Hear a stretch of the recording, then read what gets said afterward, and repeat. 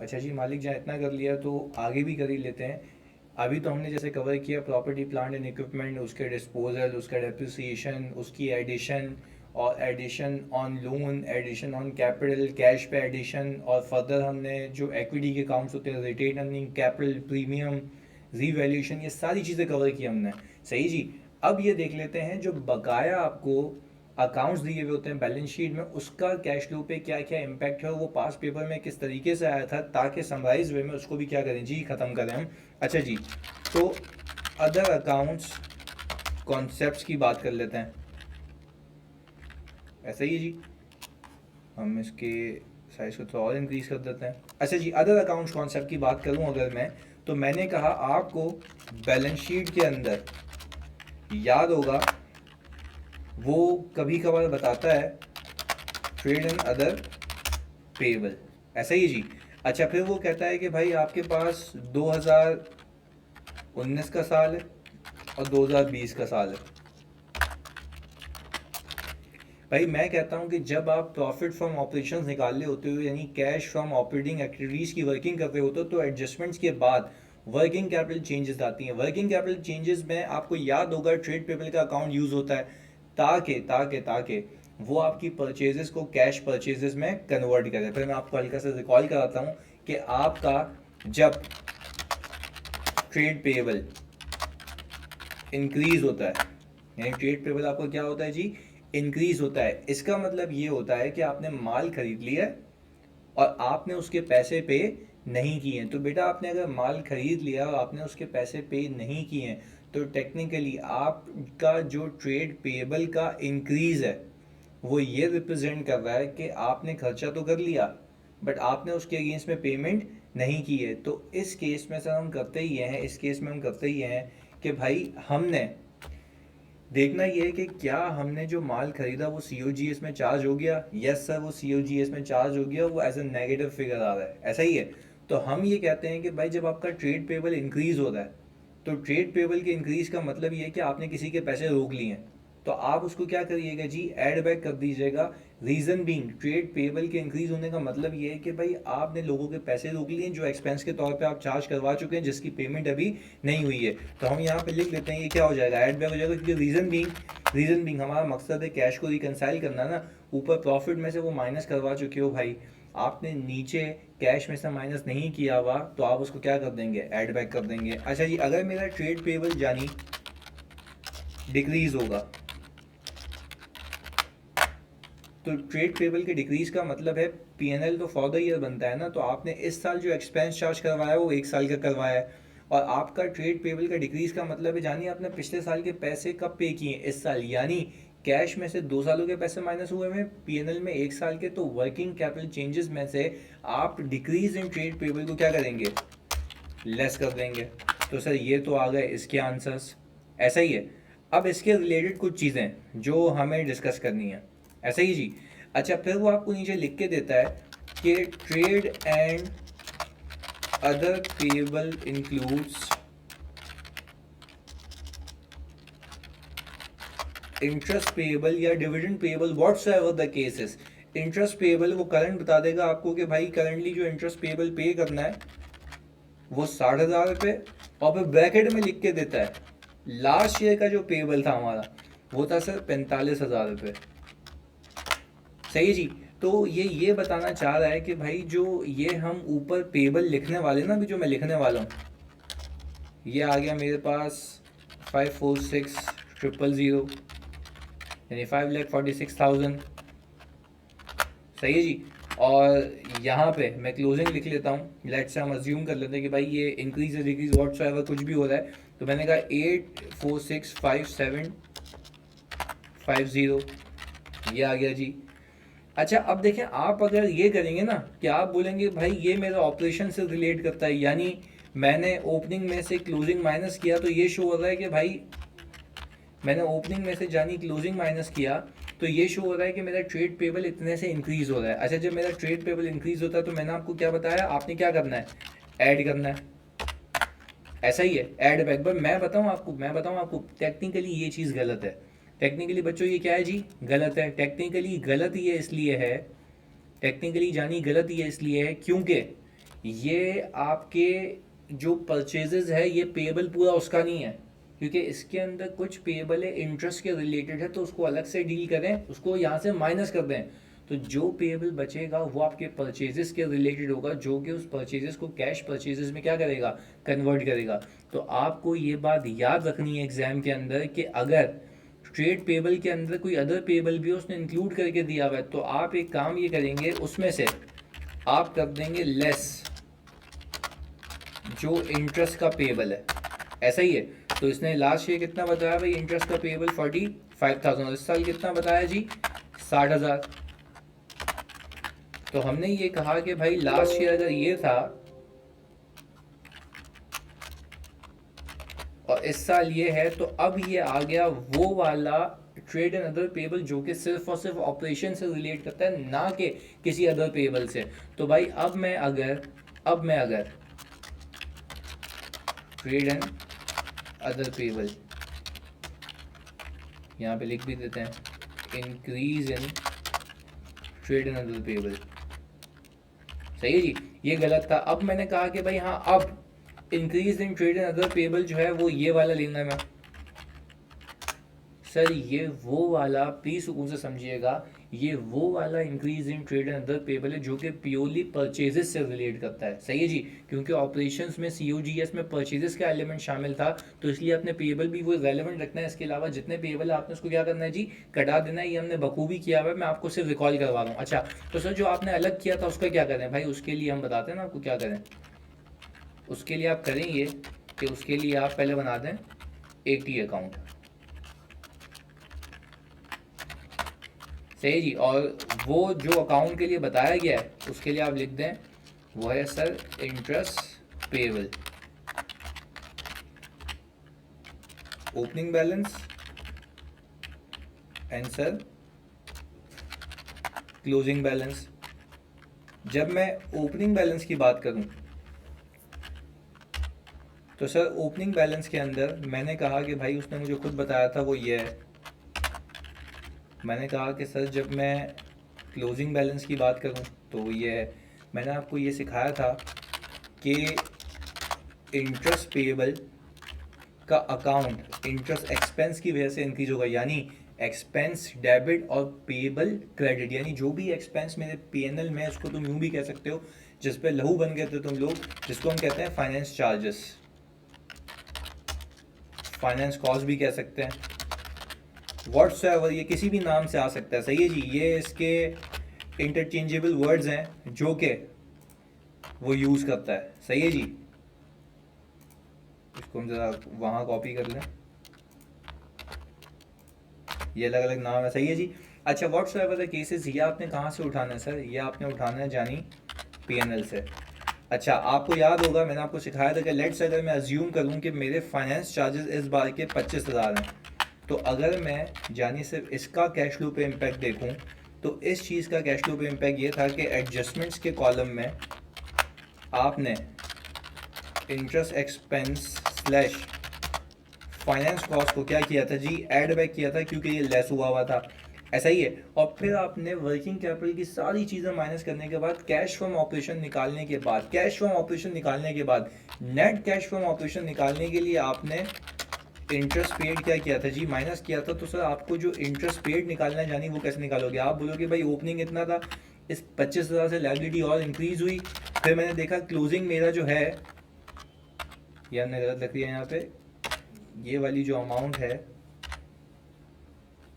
वो ये वाली आएगी जी 60,000 रुपये। ऐसा ही है।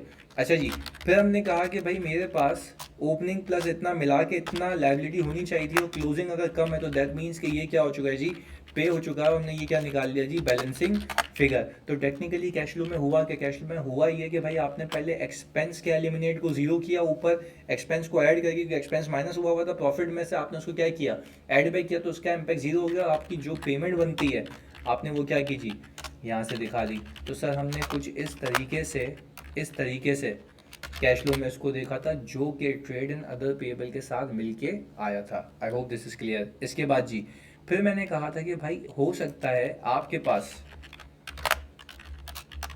बैलेंस शीट के अंदर वो आपको बोल दे भाई ट्रेड एंड अदर पेबल के अंदर लेट से, मतलब ये भी हो सकता है कि टैक्स पेबल भी हो, टैक्स पेबल अलग से दे दे, तो हम यहाँ पे अलग से लिख लेते हैं टैक्स पेबल। मैंने कहा भाई आपके पास 2/25 2/24 कर लेते हैं, ओपनिंग पेबल था, सही है जी। और आपके पास क्लोजिंग आ रहा है जी सर ये। अच्छा भाई फिर आपने करना है क्या सर, आपने फिर डी अकाउंट बनाना है। अच्छा पर सर जब अब आप अकाउंट बनाएंगे वो टैक्स पेबल का होगा। अच्छा ओपनिंग आपने यहाँ से उठा लिया, क्लोजिंग आपने यहाँ से उठा लिया, फिर आपको एक चीज़ का ख्याल रखना है कि यहाँ पे आ जाएगा tax expense for the year. ये कहाँ से लाएंगे सर, सर ये भी हम उठा के लाएंगे पीएनएल से। और हमने कहा कि सर ये लेट से 45,000 का है, तो भाई मुझे एक बात खाली ये समझा दो कि क्या मैं कैश फ्लो बनाते वक्त कैश फ्लो इम्पैक्ट अगर देखूं तो क्या मैं कैश फ्लो बनाते वक्त इस चीज़ को एडजस्टमेंट्स के अंदर ऐड बैक करूँगा। मैं यहाँ पे लिख देता हूँ भाई टैक्स एक्सपेंस, मैं यहाँ पे ऐड बैक नहीं करूँगा। क्यों नहीं करूँगा सर ऐड बैक, मैं टैक्स एक्सपेंस इसलिए ऐड बैक नहीं करूँगा अगर if I started from profit before tax. तो भाई जब प्रॉफिट बिफोर टैक्स से शुरू किया था तो जब कुछ माइनस ही नहीं हुआ तो ऐड बैक क्या करूँगा, तो सर सिंपल क्या करेंगे सर, कैश फ्रॉम ऑपरेशन निकालने के बाद नेट कैश फ्रॉम ऑपरेशन पे पहुँचने के लिए इंटरेस्ट की पेमेंट के बाद आप क्या करेंगे जी, टैक्स पेड को क्या कर देंगे सर, माइनस कर देंगे। और टैक्स पेड मेरे केस में कितना आ रहा है 145,600। अच्छा जी व्हाट इफ सर मैं प्रॉफिट आफ्टर टैक्स से शुरू करूँ, मस्ती है मुझे। तो भाई अगर प्रॉफिट आफ्टर टैक्स से शुरू कर रहे हो तो आपको फिर एक्सपेंस का इम्पैक्ट जीरो करने के लिए टैक्स एक्सपेंस को ऐड बैक करना करेगा, और जो आपकी पेमेंट है आपको उसको क्या करना पड़ेगा जी, माइनस करना पड़ेगा। प्लीज़ इसको अपने भेजे में बिठा के रखना, ये गलती नहीं करके आना। अच्छा जी अब इसके अलावा फिर मैंने आपको ये बताया था कि भाई अगर आपका रिसीवेबल इंक्रीज हो जाए,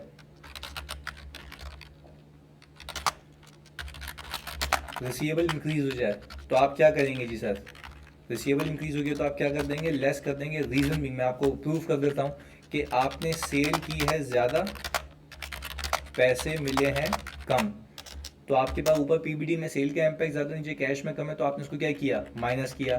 तो सर मैंने कहा कि अगर मेरा रिसीवेबल डिक्रीज हो जाए तो मैं क्या करूँगा, ऐड बैक, क्योंकि मैं ही कहूँगा इसका रीज़न है सेल हुई है फॉर द ईयर एंड पैसे जो नीचे कैश में वो पिछले साल के भी रिसीव हो गए, तो इसलिए मैं क्या करूँगा, उसको ऐड बैक कर दूंगा। मैंने कहा सर आए इन्वेंट्री की बात करते हैं।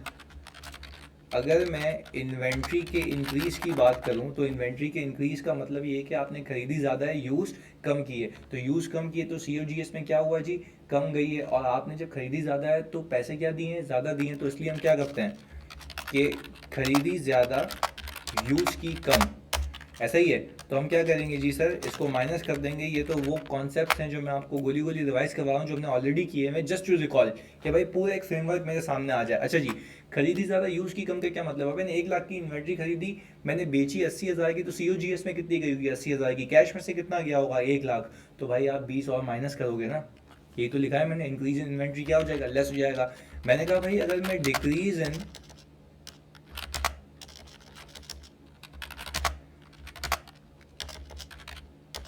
इन्वेंट्री की बात करूं तो डिक्रीज इन इन्वेंट्री का मतलब ये है कि मैंने इस साल कोई इन्वेंट्री नहीं खरीदी, पिछले साल की इन्वेंट्री क्या की है, इस साल यूज़ की है। तो सर अगर पिछले साल की इन्वेंट्री इस साल यूज़ की है तो COGS में तो वो चार्ज हो गया, नीचे कैश में से तो कुछ माइनस नहीं हुआ, तो इसलिए मैं इसको क्या करूँगा, ऐड बैक कर दूंगा। तो ये वो कॉन्सेप्ट थे जो आपके पर्टेन करते थे वर्किंग कैपिटल से। प्री पेमेंट्स हो वो भी यहीं चिपका देना, सही जी, अदर पेबल्स हो वो भी यहीं चिपका देना।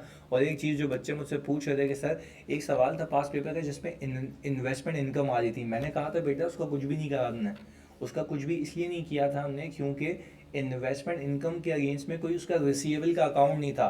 तो बेटा अगर उसका रिसीवेबल का अकाउंट नहीं है मीन्स जितनी इनकम है उतना ही कैश है। तो अगर आपको ज़्यादा ही मस्ती है तो आप करिएगा ये कि एडजस्टमेंट के कॉलम में से उस इनकम को लेस कीजिएगा और फिर इन्वेस्टिंग एक्टिविटी में उसको ऐड करके दिखा दीजिएगा इन्वेस्टमेंट इनकम रिसीव या डिविडेंड रिसीव के नाम पे। तो सर प्लस माइनस बात तो वही हो गई ना, दिखाओगे तो प्रेजेंटेशन अच्छी हो जाएगी, पर आपको ख्याल रखना है कि एडजस्टमेंट्स में से पहले आपने उसको माइनस करना है। आपने बोलना भाई मेरी जो इन्वेस्टमेंट इनकम है वो ऊपर शामिल थी, मैंने उसको जीरो कर दिया, फिर नीचे वही कैश दिखा दिया, क्योंकि इसमें इनकम और कैश क्या थे, बराबर थे। I hope this is clear. और एक आखिरी चीज़ याद रखिएगा, कैश एंड कैश इक्विवेलेंट का कॉन्सेप्ट, कि अगर प्लीज़ समझिएगा, वो आपको सवाल में लिख के देता है कि मेरे पास इन्वेस्टमेंट्स आ रही हैं, मेरे पास क्या आ रही हैं जी, इन्वेस्टमेंट्स आ रही हैं, मैंने कहा 2019 में और 2020 में। वो ये कह दे कि भाई मेरे पास जो इन्वेस्टमेंट्स आ रही हैं 3,40,000 की ओपनिंग आ रही है, और मेरे पास जी क्लोजिंग में 5,80,000 की आ रही है, ऐसा ही है। अच्छा, फिर आपको नीचे लिख के देगा investment includes short term investments realisable within a 3 months period. तो भाई मैंने आपको क्या सिखाया था, लॉजिकली समझो, मैंने आपको ये बताया था कि ये जो शॉर्ट टर्म इन्वेस्टमेंट होती है आप इसको कैश ही मानते हैं, ये टेक्निकली आपका पैसा ही है, तो उसकी कैश फ्लो में मूवमेंट नहीं आती, ये कैश के बैलेंस के साथ क्या होती है, ऐड हो जाती है। अच्छा भी, तो अब मैं यहाँ पे लिख भी देता हूँ ना, वो क्या ये रहा है कि भाई investment includes short term investment realisable within 3 months period, और वो आपको बता देगा कि रुपीस इस बार की कैश में वो 50,000 है, और लास्ट टाइम की इन्वेस्टमेंट में वो 35,000 है। अब समझिएगा मेरी बात को बहुत फोकस के साथ, जब आप कैश फ्लो बनाएंगे ना, तो कैश फ्लो बनाते वक्त जानिए, मुझे पता है आप बनाएंगे टी अकाउंट, ऐसा ही है, आप टी अकाउंट बनाएंगे, आप बनाएंगे टी अकाउंट सर इन्वेस्टमेंट्स का, सही है जी। मैंने कहा ये ओपनिंग आ गया, ये क्लोजिंग आ गया। मैंने कहा भाई जब मैं ओपनिंग की बात कर रहा हूँ तो इसमें से मैं 35,000 निकाल दूंगा, क्योंकि मैं बोलूँगा भाई वो मेरे लिए इन्वेस्टमेंट नहीं, मेरा कैश ही था ना, तो मैंने उसको कटा दिया। अच्छा भाई, इसके बाद फिर मैंने कहा मेरी जो क्लोजिंग अमाउंट है 580 की, मैंने कहा 580 नहीं रखूंगा, इसमें से 50,000 क्या करूँगा, माइनस कर दूंगा, क्योंकि मेरे लिए वो इन्वेस्टमेंट नहीं, मेरा कैश ही है। टेक्निकली मैं ये कहूँगा वो पैसा कभी मेरे पास से गया ही नहीं था। अच्छा भाई, तो अगर मैं ओपनिंग के मुकाबले में जानी इसको कंपेयर करूँ, तो क्या मैं कह सकता हूँ कि मैंने इस साल और इन्वेस्टमेंट की है 2,25 की, कितने की भाई, 2,25 की। तो क्या मैं ये कह सकता हूँ कि भाई आप इन्वेस्टिंग एक्टिविटीज़ में इन्वेस्टमेंट्स एक्वायर्ड दिखाएंगे, यानी आपके पास पैसा जा रहा है 25,000, 2,25,000। अच्छा, तो सर मुझे एक बात बताएं, तो वो जो 50,000 रुपये था वो क्या था भाई, जब आप cash inflow for the year निकालेंगे ना, तो जो आप ओपनिंग कैश लेंगे, आप कैश एंड कैश इक्विवेलेंट लेंगे, यानी कैश एंड कैश इक्विवेलेंट का मतलब ये है, प्लीज समझिएगा बहुत फोकस के साथ, कैश एंड कैश इक्विवेलेंट का मतलब ये है कि आपके पास जो कैश है आप उसको भी कैश कह रहे हैं, और आपके पास जो ये 35,000 है इसको भी आप क्या कह रहे हैं, कैश कह रहे हैं। तो क्या मैं ये कह सकता हूँ कि भाई 35,000 मेरा कैश इक्विवेलेंट है प्लस एक्चुअल कैश, ऐसा ही है। अच्छा जी, तो आपके पास यहाँ पे जब कैश इनफ्लो या आउटफ्लो फॉर द ईयर में जब ऐड करेंगे, तो आपके पास जो क्लोजिंग आएगा, XYZ यहाँ पे क्लोजिंग, तो वो कैश नहीं होगा, वो कैश एंड कैश इक्विवेलेंट होगा। अच्छा जी, वो कैसे, तो भाई आप यहाँ पे करेंगे क्या, आपके पास जो आखिर में टेक्निकल देखो, इसमें यूँ देखो 35 से 50 पे आया हूँ, क्या मैं ये कह सकता हूँ, जानिए बहुत सुकून से समझना, क्या मैं कह सकता हूँ मैंने शॉर्ट टर्म इन्वेस्टमेंट्स भी इस बार कोई 15,000 की परचेज की है, पर मैंने तो उसको कैश फ्लो में दिखाया नहीं है। भाई मैं इसलिए नहीं दिखा रहा क्योंकि, समझना मेरी बात को, आप ये बात मानते हैं कि मेरे पास जो ओपनिंग 35,000 रुपये, सही, जो मैंने 15 और ऐड किया, तो मैं कह रहा हूँ वो 50 मेरे कैश में ही है ना, मैं मान ही नहीं रहा कि वो मेरे पास से गया है, यानी मैं कह ये रहा हूँ कि मैं उसको कैश का आउटफ्लो ही नहीं मान रहा, मैं उसको कैश ही मान रहा हूँ। तो वो इन्वेस्टमेंट जितनी भी इंक्रीज होती रहेगी मैं समझूंगा वो कैश ही है, तो मेरे कैश की टेक्निकली वो मूवमेंट नहीं है। इसलिए हम कहते हैं कि भाई आप अगर कैश एंड कैश इक्विवेलेंट से मैच कर रहे होंगे तो आप अपने कैश फ्लो में उसका इम्पैक्ट कतई भी नहीं दिखाना। I hope this is clear. सही जी। तो यहाँ पे ये कैश फ्लो कंक्लूड होता है आपका इनडायरेक्ट मेथड। आप इससे भरपूर फ़ायदा उठाइए और अपना रिविजन जो है वो 1 गो में कीजिए। जज़ाकल्लाह।